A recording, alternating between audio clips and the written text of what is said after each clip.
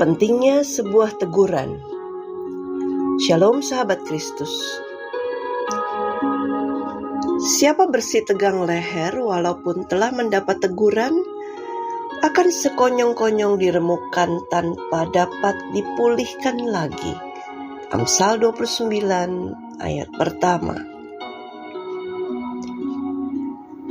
Tidak banyak orang yang senang menerima teguran atau kritik. Kesadaran bahwa teguran itu berguna dan bisa jadi benar adanya tidak serta-merta membuat teguran menjadi mudah diterima. Teks Alkitab hari ini menekankan betapa pentingnya menerima suatu teguran secara positif. Orang yang melakukan kejahatan tidak akan selamanya lolos dari jeratan hukum. Pada akhirnya mereka akan jatuh karena terjerat oleh pelanggarannya sendiri. Ayat 6. Allah kita adalah Allah yang adil. Ia menegur bila mana kita salah jalan. Orang yang sudah ditegur tetapi tidak mau berubah dan hidup dalam jalan yang lurus, tidak akan lolos dari hukuman Allah. Di sisi lain, teguran yang kita terima sejatinya menunjukkan kasih dan kesempatan yang Allah berikan bagi kita untuk memperbaiki diri. Karena itu, jangan pernah menyepelekan kesempatan yang ada karena kita tidak pernah tahu kapan kesempatan itu akan berakhir. Jangan sampai kebebalan kita membuat kita diremukkan tanpa dapat dipulihkan lagi. Ayat yang pertama.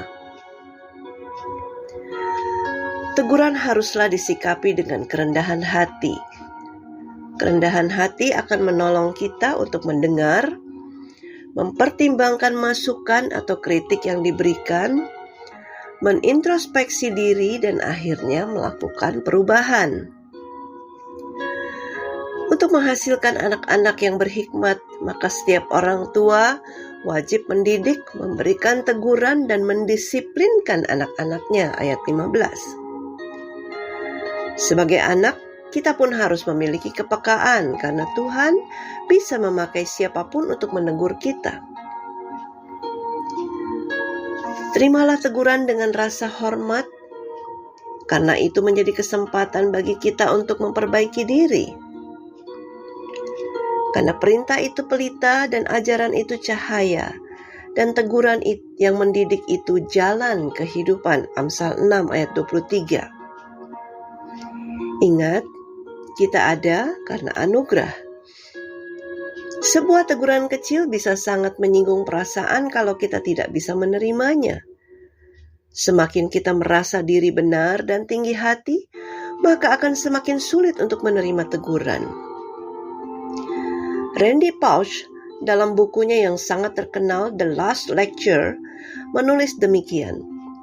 Kalau Anda melihat diri Anda melakukan sesuatu yang buruk dan sudah tak ada lagi orang yang mau repot-repot memberitahu Anda, maka tempat itu sudah tidak baik untuk Anda.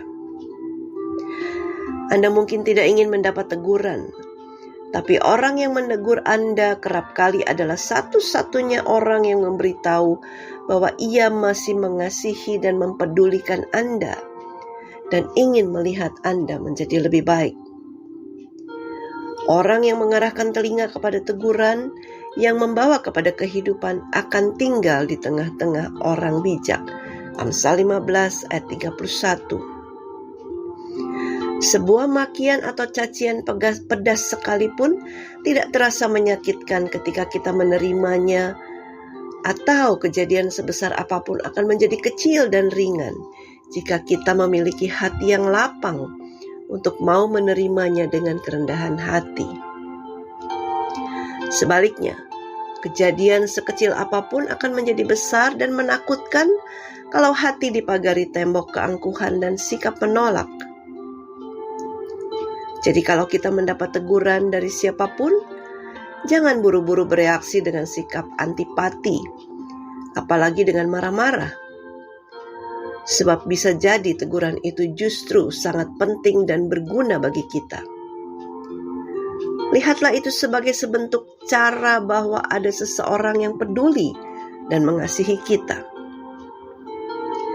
Teguran yang membangun itu tanda kasih sayang dan peduli. Karena Amsal 15 ayat 32 berkata, siapa mengabaikan didikan membuang dirinya sendiri. Tetapi siapa mendengarkan teguran memperoleh akal budi. Tuhan Yesus memberkati.